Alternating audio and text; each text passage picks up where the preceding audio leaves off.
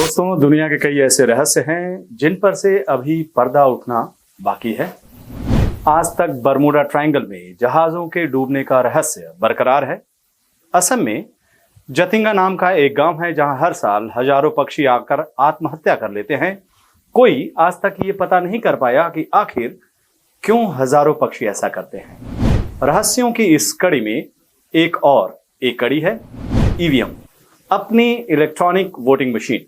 भारतीय चुनाव व्यवस्था में जब ईवीएम को इंट्रोड्यूस किया गया था तब दावा किया गया कि अब एक ऐसी फुल प्रूफ चुनावी मशीन आ गई है जिससे चुनाव में किसी तरह की गड़बड़ी नहीं होगी। लेकिन हुआ उल्टा। हर चुनाव के दौरान ईवीएम का मुद्दा जरूर उठता है। बटन किसी को दबाओ, बत्ती कमल की जलती है। दूसरे दल पर बटन दबाओ तो बत्ती ही नहीं जलती टाइप की शिकायतें हर बार सामने आती रहती हैं।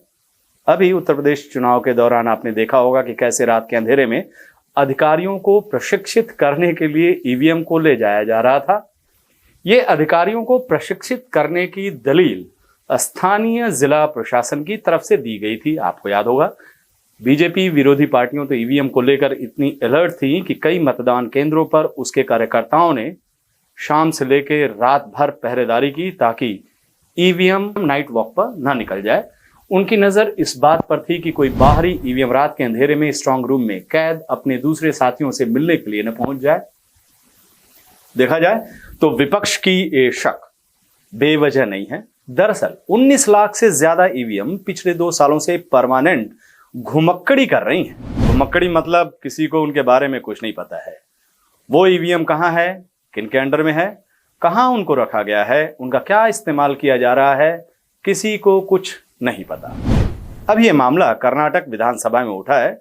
कांग्रेस सांसद श्री शशि थरूर ने इस मुद्दे पर चुनाव आयोग से सफाई भी मांगी है, लेकिन चुनाव आयोग तो पिछले 2 साल से इस मुद्दे पर मुंह बंद रखे हुए है। चुनाव आयोग के रुख से नाराज कर्नाटक विधानसभा अध्यक्ष विशेश्वर हेगड़े ने कहा है कि वो इस मुद्दे पर जवाब देने के लिए चुनाव आयोग को अधिकारियों को जो चुनाव आयोग के अधिकारी उनको बुलाएंगे। आपकी जानकारी के लिए बता दूं कि चुनाव आयोग हैदराबाद स्थित इलेक्ट्रॉनिक कॉरपोरेशन ऑफ इंडिया और बेंगलुरु स्थित बीईएल से ईवीएम खरीदता है। साल 2018 में आरटीआई कार्यकर्ता एमएस रॉय ने जब इन कंपनियों से चुनाव आयोग को बेचे गए ईवीएम की जानकारी हासिल की तो पता चला कि बीईएल द्वारा चुनाव आयोग को बेचे गए 10,26,000 ईवीएम और ईसीआईएल द्वारा बेचे गए 9,29,000 ईवीएम चुनाव आयोग तक पहुंचे ही नहीं।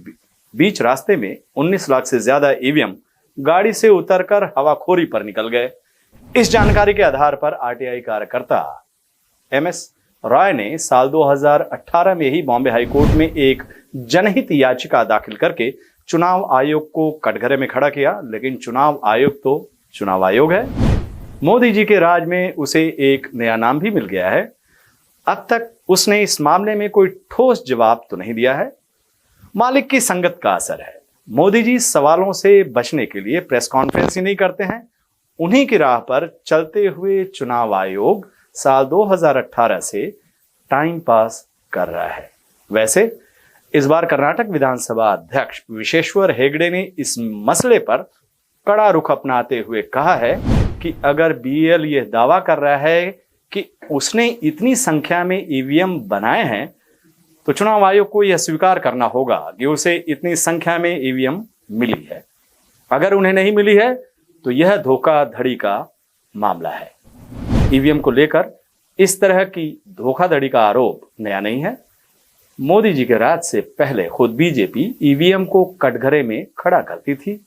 लेकिन कर्नाटक विधानसभा अध्यक्ष के इस बयान के बाद वहां के तमाम भारतीय जनता पार्टी के विधायक ईवीएम और चुनाव आयोग के पक्ष में मजबूती से खड़े हो गए हैं। देखिए अब ये मसला क्या रुख अख्तियार करता है।